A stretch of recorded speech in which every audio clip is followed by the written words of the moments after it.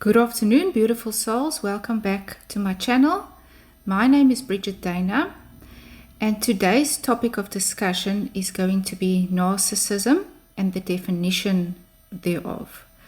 Before I begin, I would like to thank each and everybody for your support online, for subscribing to my videos, for watching my videos, for caring enough to spend time with me. I really do appreciate each and every one of you. The idea behind this channel is to approach it from the perspective of a layperson coming into my office, feeling down, feeling despair, feeling depressed, feeling hopeless, and telling me about the experience that they have currently been having or have had. This could have happened even a while back. And then I listen carefully and gather all the information, and then I approach it from the beginning, step by step.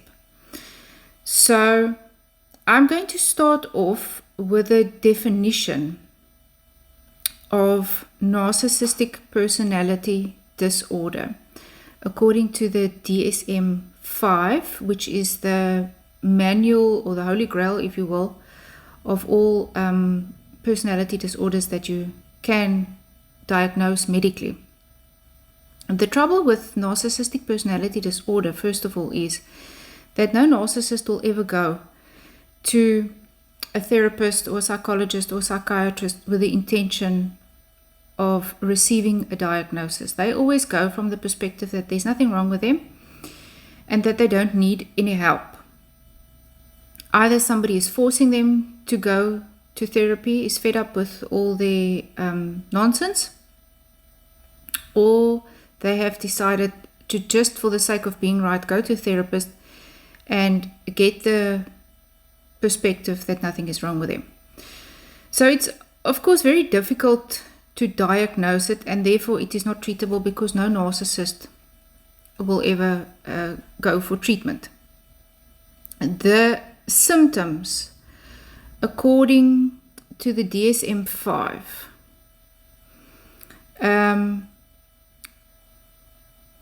it says the DSM-5 indicates that persons with narcissistic personality disorder usually display some or all of the following symptoms, typically without the commensurate qualities or accomplishments. The first symptom that they list is grandiosity. This is with expectations of superior treatment from other people. Then they are fixated on fantasies of power, success, intelligence, attractiveness, etc. The self-perception that they have is one of being unique, superior, and associated with high status people or status people and institutions. They need continual admiration from others. They have an enormous sense of entitlement to special treatment and to obedience from others. They have an exploitive nature to achieve personal gain. They are unwilling to empathize with feelings, wishes, and needs of other people. They are intensely envious of others and the belief that others are equally envious of them. And they have pompous and arrogant demeanor. Now, the list of symptoms that are mentioned is not exhaustive or complete. I would assert that the DSM-5 just gives you snippets of information, but it does not do anything to put you at ease.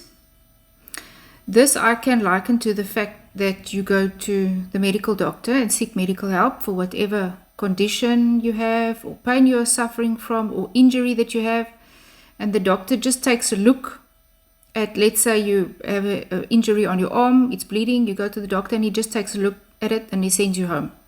He doesn't give you any medicine, he doesn't give you any treatment, he doesn't suggest any way forward for recovery. That's about as much as you will get if you look at these symptoms of narcissistic personality disorder according to the DSM-5. Also, you will find people that don't suffer from narcissistic personality disorder will think to themselves, what's going on? I'm confused by all of this. Am I losing my mind? Am I going crazy? Am I the one suffering from narcissistic personality disorder? But no narcissist will ever pose that question to himself. He or she will always accuse the victim of suffering from some mental illness or being crazy or not thinking straight. And this is designed to confuse the victim. So I'm just going to read a little bit about the background that they have written here in the DSM-5, just for the sake of completeness. It says here, narcissistic personality disorder usually develops in adolescence or during early adulthood.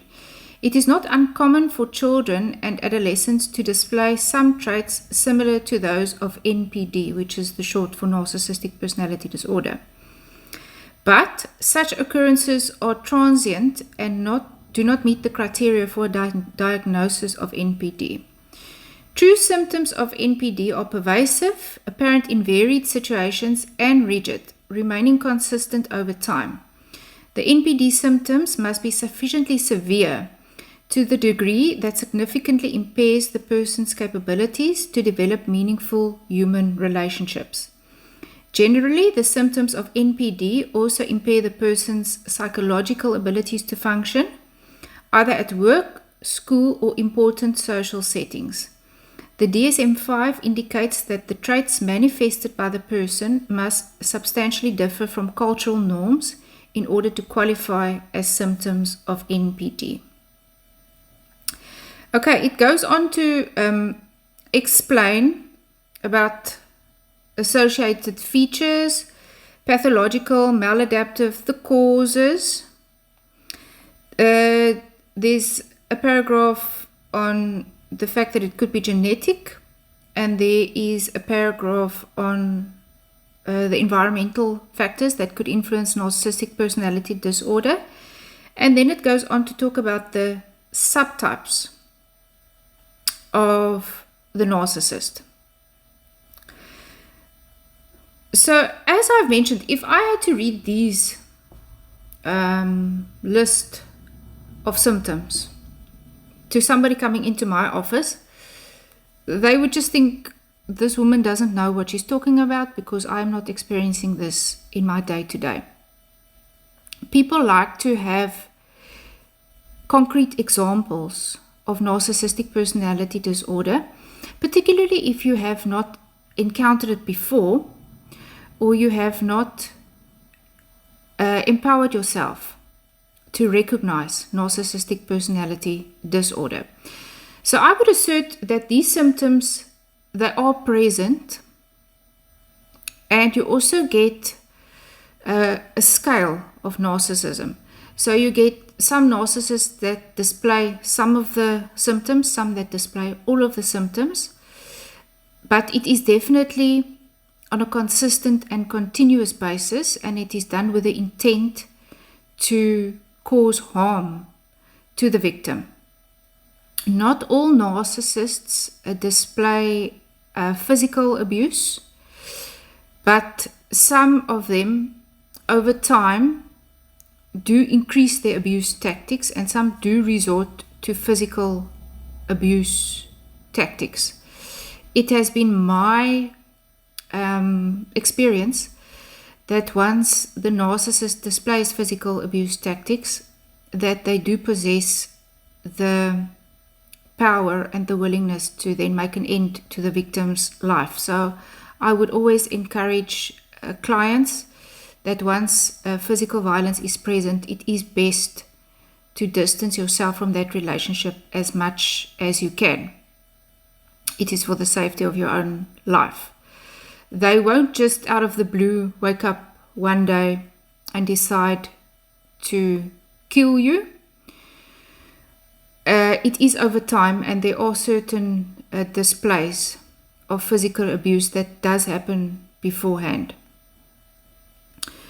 It is important to distinguish between a narcissist, a sociopath, and a psychopath. They are all also on the same spectrum, more or less, but some of them do display further worrying symptoms of pathology or psychosis. So this is then my first talk just basic information, just so that you can familiarize yourself with trusted information. And then I will continue to compare my notes and to explain in depth about what exactly we are sitting with, because it is the devil himself, and it will cause you great emotional and psychological harm should you continue or be in a long-term relationship with such a person. Thank you for watching.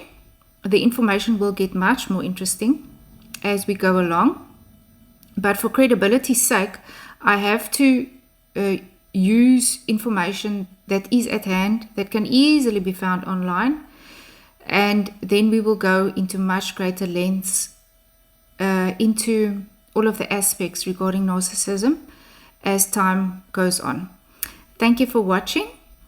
Please do like, share, or subscribe, and I encourage you to comment regarding your experiences with a narcissist and your